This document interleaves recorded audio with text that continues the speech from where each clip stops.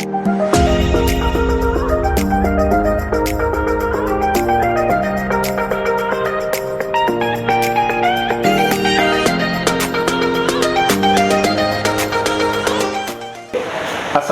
warahmatullahi wabarakatuh. Sahabat-sahabat yang terhormat, saat ini saya sedang berada di kantor urusan agama Kecamatan Banjarmasin Timur, Kota Banjarmasin, Provinsi Kalimantan Selatan. Bersama saya sudah hadir Bapak Kepala KUA Banjarmasin Timur, Bapak Samsuri. Assalamualaikum Pak Samsuri. Waalaikumsalam. Apa kabar hari ini? Alhamdulillah baik. Sahabat-sahabat muda, kita akan berbincang-bincang sejauh mana revitalisasi KUA itu dilaksanakan di daerah-daerah. Oke, Pak Samsuri bisa menceritakan Banjarmasin Timur sebagai KUA revitalisasi itu sejauh mana program-program yang dicanangkan oleh Kemenak Republik Indonesia yang Anda aplikasikan di lapangan? Sejauh ini semua program alhamdulillah dapat kami usahakan dengan sebaik-baiknya, sedikit demi sedikit, seperti tentang moderasi beragama. Oke. Seperti pelayanan tentang penanganan konflik keagamaan. Konflik keagamaan. Ya, seperti juga penanganan masalah tentang pembinaan keluarga. Pembinaan keluarga. Dan sosialisasi kegiatan keagamaan lainnya. Masyarakat. Oke, kita mulai dari yang pertama. Penghulu dan KUA semuanya ada berapa di sini? Kalau penghulu jumlahnya 4 orang. Penghulu 4 orang. Ya. Penyuluh? Penyuluh 6 orang. 6 orang. Semuanya sudah mendapatkan BIMTEK revitalisasi KUA program-programnya? Alhamdulillah sudah. Oke. BIMTEK untuk calon pengantin, apakah selalu dilaksanakan di Banjarmasin Timur? Kalau BIMTEK untuk calon pengantin itu biasanya tapi dalam bentuk bimbingan perkawinan. Bimbingan perkawinan. Ya, di sini dikhususkan tiap hari Selasa. Setiap hari Selasa. Ya. Setiap hari Selasa. Kalau nggak di sini, program bimbingannya dilaksanakan di Kemenak Kota Banjarmasin.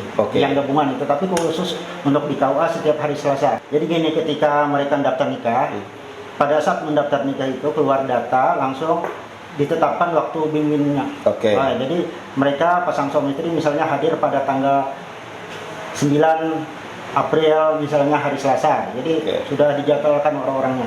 Berapa lama bimbingan perkawinan itu diberikan? 2 hari itu. 2 hari, 16 jam. Siapa yang memberikan bimbingan itu? Yang memberikan bimbingan pertama memang dari penghulu yang sudah mendapatkan BIMTEK ya? Iya. Artinya itu fasilitator? Iya. Yang kedua dari penyuluh agama Islam.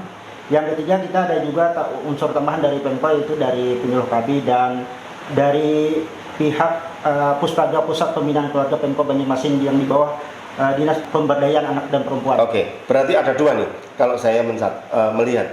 Satu dari BKKBN ya? Satu dari BKKBN. Apakah sudah ada kerjasama antara KUA, antara Kemenak Kota Banjarmasin dengan BKKBN? Kalau kerjasama sudah beberapa tahun. Kalau dulu sebelum ada program LC Mil ini, itu kan pihak BKKBN datang ke KUA memberikan sosialisasi tentang usia nikah segala macam. Habis itu tentang penurunan stunting dan pendewasaan usia nikah. Untuk penurunan stunting, apakah KUA sudah melaksanakan apa yang diperintahkan oleh Dirjen Bimas Islam tanggal 20 Desember tahun 2021? KUA kami sejauh ini sudah melaksanakan. Selain itu juga sosialisasi dilakukan melalui penyuluh agama agar masyarakat berperan aktif dan mengikuti ketika akan nikah, mengikuti program LC Mil ini. Jadi calon pengantin ketika akan menikah itu diminta untuk mengisi LC Mil gitu ya, pemeriksaan kesehatan. Itu petugas BKKBN yang datang ke KUA ataukah calon pengantinnya yang datang ke puskesmas untuk pemeriksaan kesehatan? Diminta calon pengantinnya yang datang langsung ke sana, ke puskesmas. Ya, didampingi dengan petugas dari BKKBN, kan ada petugas-petugas yang mereka tunjuk per kelurahan, per desa itu untuk mendampingi pengantin ketika akan melaksanakan pernikahan dengan pemeriksaan di puskesmas. Sejauh ini bagaimana respon masyarakat ketika mereka diminta untuk memeriksakan kesehatan di puskesmas? Apakah mereka keberatan atau protes begitu?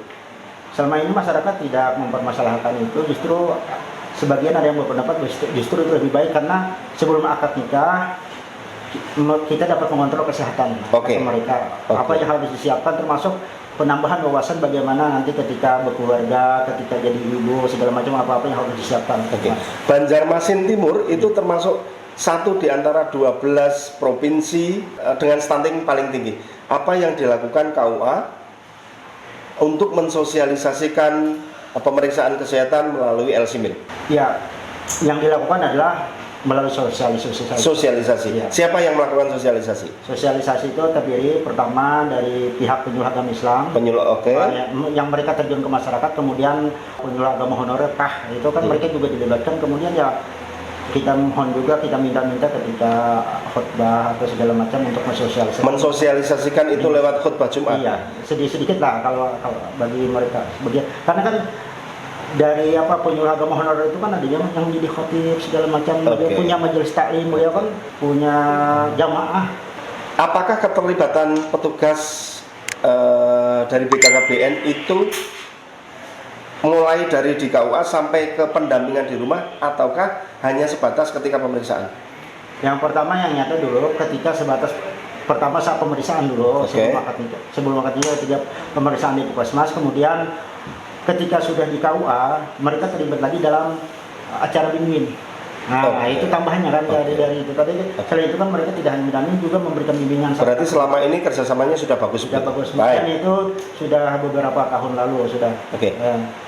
Kembali ke masalah revitalisasi KUA. Kalau menurut Pak Samsuri, apakah masyarakat itu sudah mendapatkan harapan mereka terhadap layanan KUA? Misalnya KUA sebagai pusat layanan keagamaan, sebagai rumah moderasi, sebagai pusat data keagamaan dan respon dini.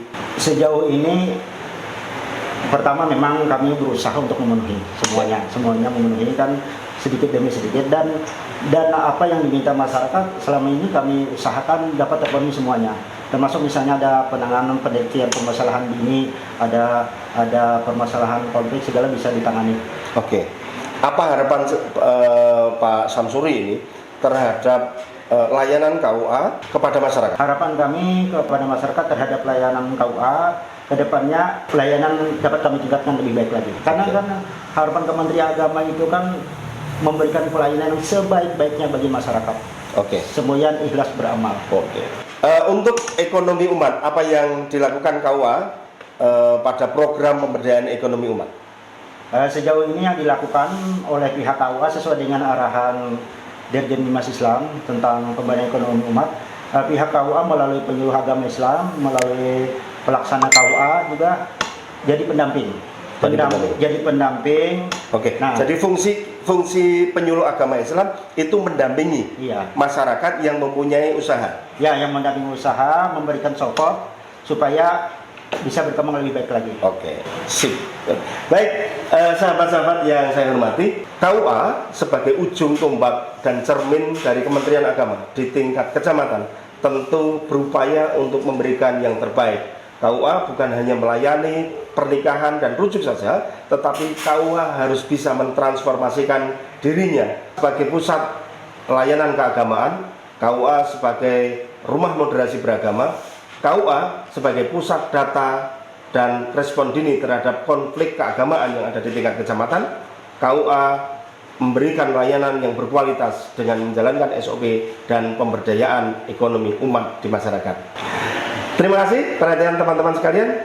Kita akan bertemu di lain kesempatan. Assalamualaikum warahmatullahi wabarakatuh.